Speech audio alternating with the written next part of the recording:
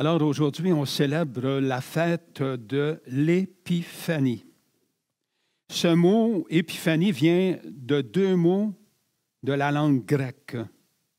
Épi, comme un épi de maïs ou un épi de blé, qui veut dire au-dessus. Hein?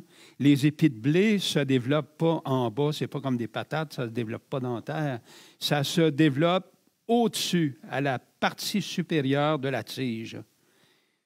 Et le mot « Fanny », nous l'avons aussi en français dans le mot « fanal » ou « lanterne ».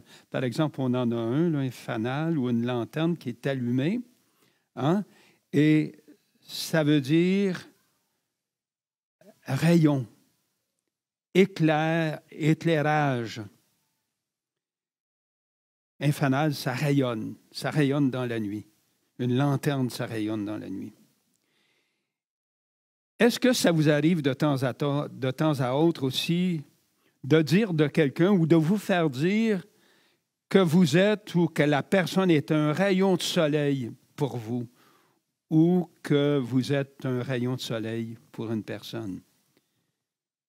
Qui dans votre vie est actuellement pour vous un rayon de soleil?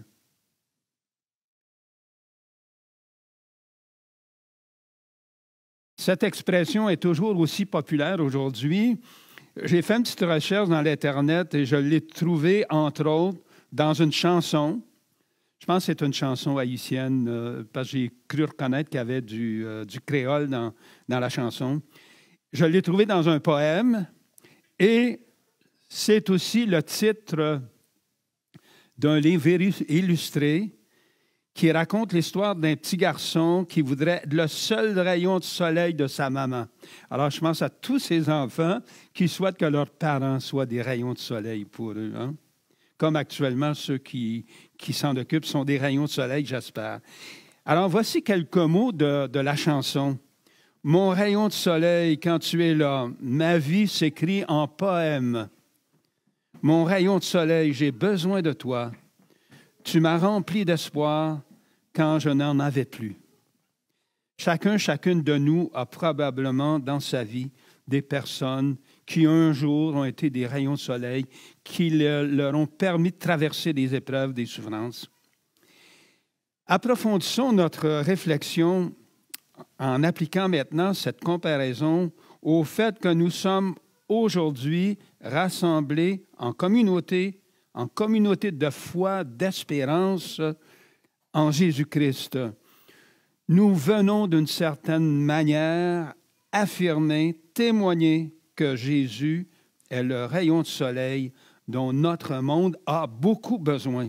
Il est notre espérance pour la terre qui traverse des jours assombris par des guerres. Je pourrais vous demander de nommer tous les pays qui sont en guerre ou qui vivent des régimes politiques chaotiques. Et tout ça a des conséquences sur les populations entières. On les connaît, les conséquences, hein, la pauvreté, la division des familles, des épidémies, des gens qui meurent prématurément. Dans la première lecture d'Isaïe, il y a beaucoup question de lumière. Hein? Je relis un passage de cette lecture. « Resplendis, Jérusalem, elle est venue ta lumière. La gloire, le rayonnement du Seigneur s'est levé sur toi, comme le soleil se lève. Sur toi se lève le Seigneur. Sa gloire brille sur toi. » Tout ça est dans le texte. Hein? Ta lumière, la clarté de ton aurore, tu seras radieuse. Hein? On dirait qu'on a mis là, des guirlandes partout dans le texte, comme on en voit devant les maisons, là, pour rappeler que le Seigneur est notre lumière. Alors, il faut rappeler que le prophète Isaïe, dont il est question dans la première lecture, il adresse ses paroles d'espérance à des Juifs qui reviennent d'un exil forcé et qui, en revenant à Jérusalem, sont découragés de voir dans quel état ils retrouvent leur ville. Hein. On pense bien qu'à l'état des villes en Ukraine qui ont été bombardées. Hein. Alors, imaginez quelqu'un qui sort de prison après 25 ans, en plus du temps perdu en dedans, il a perdu tous ses points de repère en dehors. Alors, c'est comme ça que le peuple juif se sentait, et souvent comme ça que des gens se sentent désemparés, désorientés. Le texte de l'Évangile de Matthieu nous situe dans un moment sombre aussi de l'histoire du peuple d'Israël. Ils sont dominés à ce moment-là par les Romains qui bâtissent leur empire en exploitant les nations qu'ils ont vaincues par des impôts excessifs. Hein, là, la hausse des prix, il y en avait dans le temps aussi. Ils n'ont pas de scrupules à nommer des chefs, des tyrans comme Hérode, qui fait assassiner ses propres fils. C'est ce qu'il a fait. Il a assassiné ses propres fils pour ne pas qu'ils prennent sa place au pouvoir. Hérode est férocement jaloux de tout ce qui peut lui porter ombrage. Alors, imaginez sa réaction de fureur et d'angoisse quand il apprend que des mages s'informent dans Jérusalem sur le lieu de naissance d'un nouveau roi des Juifs qui va être son rival. En tout cas, dans sa tête, c'est ce qu'il pense. Hein? Jésus n'est pas du tout un rayon de soleil pour Hérode, mais il l'est pour les mages. Ces mages, ces étrangers qui cherchent dans la nuit une lumière, une étoile. Matthieu nous raconte qu'ils étaient venus d'Orient, donc de loin, qu'ils arrivent à Jérusalem et demandèrent « Où est le roi des Juifs qui vient de naître? Nous avons vu son étoile. » Les mages sont des païens, c'est des non-juifs, c'est des gens qui n'ont pas la connaissance du Dieu d'Israël. Mais ils croient en leur Dieu au pluriel. Ils restent quand même ouverts à de la nouveauté. C'est ça que ça veut dire. Et on peut imaginer qu'ils sont insatisfaits de leur Dieu. Ils sont insatisfaits, ils cherchent. Sinon, il n'aurait pas tout fait ce voyage-là pour chercher quelque chose de neuf. Hein? Alors, ils portent en eux le besoin d'un sens nouveau à leur vie, une nouvelle espérance, un monde meilleur. Ils continuent de chercher des nouveaux signes dans le ciel étoilé. Pour eux, une nouvelle étoile est un signe divin, mais un signe qui n'est pas clair en lui-même. Il faut le décoder. Comme des signes qui arrivent dans nos vies, il faut les décoder, il faut les discerner. Il faut une parole qui en donne la signification. Alors, c'est Hérode qui va leur fournir, en questionnant des experts de la religion, les scribes, qui lui citent un passage de la Bible.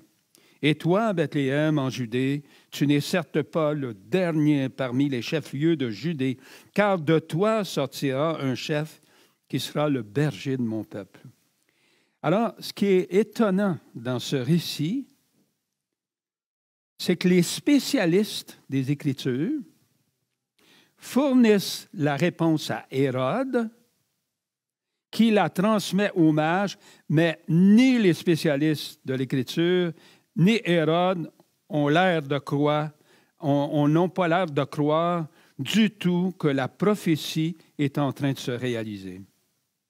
Cette attitude me fait penser à l'attitude de nombreux chrétiens qui croient de moins en moins en Jésus-Christ tel qu'on leur a enseigné dans leur enfance. Ils n'ont plus confiance en l'Église catholique, qu'ils considèrent décrochée de leur réalité. Ils sont devenus des étrangers dans leur propre tradition religieuse. Mais la plupart d'entre eux sont pourtant comme les mages. On en a dans nos familles, mes neveux, mes nièces, mes petits-neveux, mes petites-nièces. Ils sentent comme les mages, ils sont en recherche de sens pour leur vie. Et ils sont en recherche de sens parce qu'ils sont dans une culture qui les laisse sur leur faim. Une culture hyperactive, de consommation débordante, une culture de distraction qui laisse un creux dans l'âme. Une nouvelle étoile, un rayon de soleil, parfois s'allume dans leur ciel sombre et gris. Et ces chrétiens, membres de nos familles, jeunes et vieux, nos voisins, nos amis, collègues de travail, Qu'est-ce qu'on peut faire pour que, malgré leur méfiance envers la religion catholique, ils redécouvrent que l'Évangile peut encore répondre à leurs fins spirituelles? Je me la pose la question à moi aussi. Comment faire pour que leur étoile les guide jusqu'à Jésus-Christ, parole faite chair, et que ça leur apporte une grande joie, comme ce fut le cas pour les mages quand l'étoile s'est arrêtée au-dessus de la maison? Je crois que notre témoignage peut jouer un rôle essentiel. Un peu comme ce que Daniel rapportait à propos de cette femme qui s'occupe. Elle était un témoignage pour le prêtre qui était là.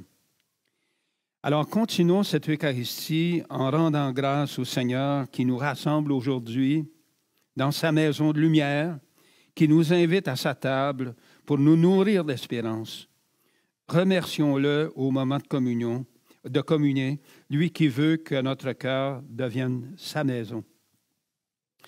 Et en conclusion, avec ce que j'ai entendu depuis le début, c'est le dimanche des nations avec les mages.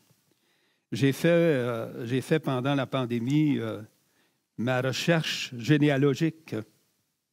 C'est facile à faire maintenant dans Internet, pour découvrir que mes ancêtres viennent de plus de 10 pays et de 3 continents. Et pourtant, je suis un Québécois de souche, parce que tous ces ancêtres-là, pratiquement tous, sont arrivés au 17e siècle.